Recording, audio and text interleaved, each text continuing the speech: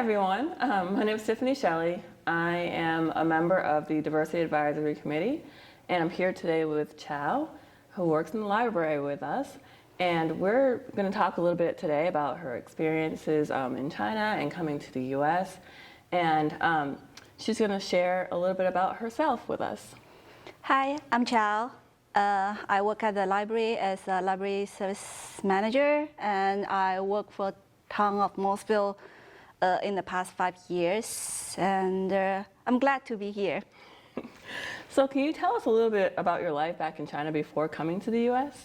Oh, I was born in China, and I was grew up in China, educated in China, and finished my college degree as economic bachelor students, and then start working for different banks in China before I come to United States. And I grew up and live in a big city, Shanghai, and which is more similar to New York City. So I have I started to learn English since 5th grade.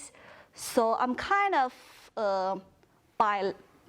bilingual or something like that. And so when I first come to United States, I was able to instantly start to communicate with people and just learn some of the new stuff.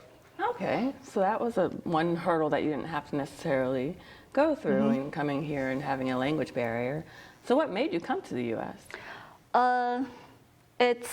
I come to the United States as a F2 visa, which is a spouse of a foreign student, because my husband at that time was the PhD student at University of Alabama, and he came here a month before 9/11, and then it's kind of shocking and scary at that time, especially there's someone close to you in United States, and when that happened.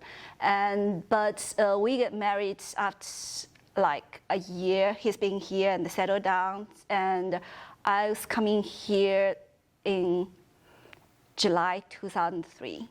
Okay, wow. So you've been here quite a while now. Yes.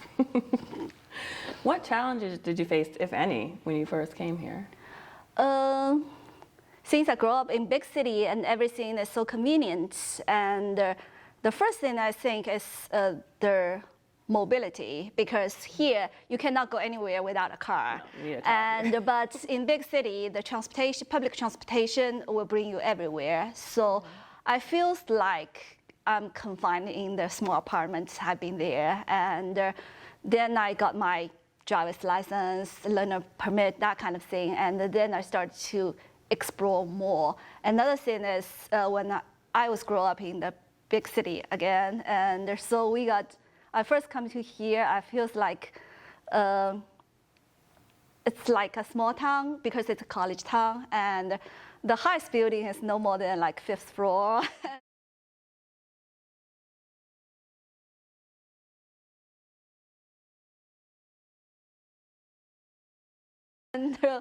Which makes me feel it's like, difference. Yeah, it's a huge difference, and everything is more like, you can go to the mall, but those malls are, you have to drive like very far, and also supermarkets. I get used to, you have a very convenient store just around the corner, and for shopping, like little things and the daily grocery, that kind of thing. And here I have to shop like once a week because there's Walmart or everything is a little bit further. So, and don't forget anything and have to go back. Yes.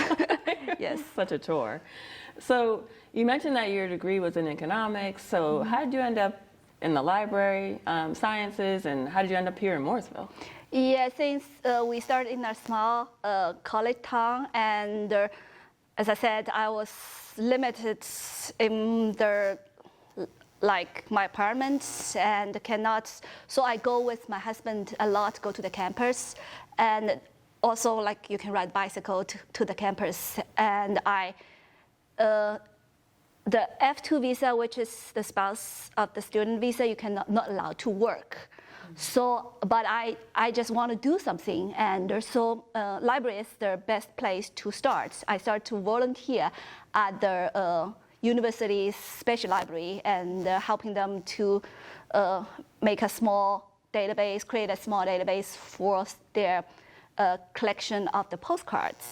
And so that's how I started to get interested in the library. And then I applied for the library school. At that time, after like 1 year, I was here and get admitted and then trying to be a librarian at that time. I see. That's quite a transition from like finance and banking to library science. Yes. Okay. So you've been here in Mooresville for several years now. Mm-hmm. Okay. And 5 years. I was hired in February 2006. Nice. Oh, no, 2016. Sorry.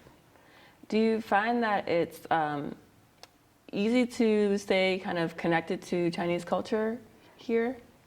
Yeah, and I was glad because I was moved from Indianapolis to here, and here actually have more close Asian or Chinese community than where Indianapolis is, and because here's the Asian population is a little bit more. Okay. And I still remember because at that time when we just moved here, my younger son, he just started kindergarten, and we have a kind of parents curriculum nights and gathering at school. Then there happened to be another Chinese girl's father in the same class. Mm-hmm. So he actually helped us and connect with the local Chinese community, and we meet lots of their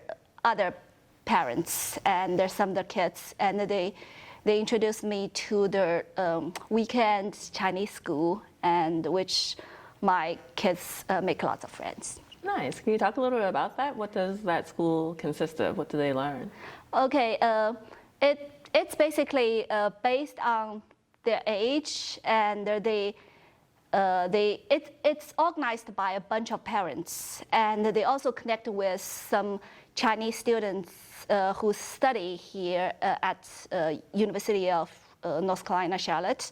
Okay. And so based on the kids' level, they get entry-level Chinese 1 class and entry-level Chinese 2 class, and until like level 5 or something like that. They also organize lots of activities based on the Chinese culture scene. For example, they will celebrate Chinese New Year, which is we call it Spring Fest, Lunar New Year, and with potluck, with different family bring kind of different Chinese cuisines and together.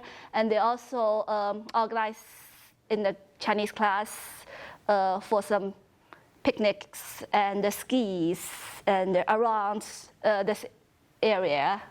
Nice.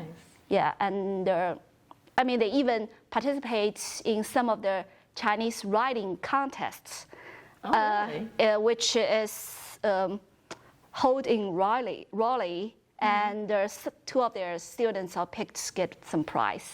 Oh wow, that's pretty cool. Yeah, there you can see how the kids learn the Chinese thing and even writing stories using Chinese. That's really amazing. That is amazing. Oh my goodness, that takes me back to my daughter who she went to an IB school, and in middle school she took Mandarin, and I could not help her with writing.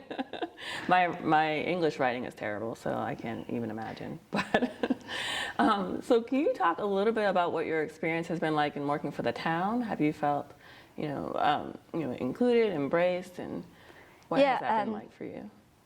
And when I first come here and I start a job in the neighborhood town and Cabarrus County, and then I came to Mooresville when this position is available, and I feels like I immediately was welcomed and inclusive in this community, and most of the people, if not all of the people here, are very helpful, and it does not feel like I'm a foreigner, that kind of thing. And so, especially the town is not very diversity kind of thing on the like what they call it? Demographics? Yeah, demographics. And but still, most people here, they are very helpful, and at least I didn't feel treated as different here. Great. I'm glad you had a welcoming, pleasant experience coming to the town. Well, thank you so much for joining me today, and for sharing a little bit about who you are and your story, and for all that you have shared with us today. Okay. So thank you, everybody, for tuning in. And again, April is Asian American Pacific Islander Heritage Month, so look for some other information that we will be sending out, highlighting the experiences of Asian Americans in the United States.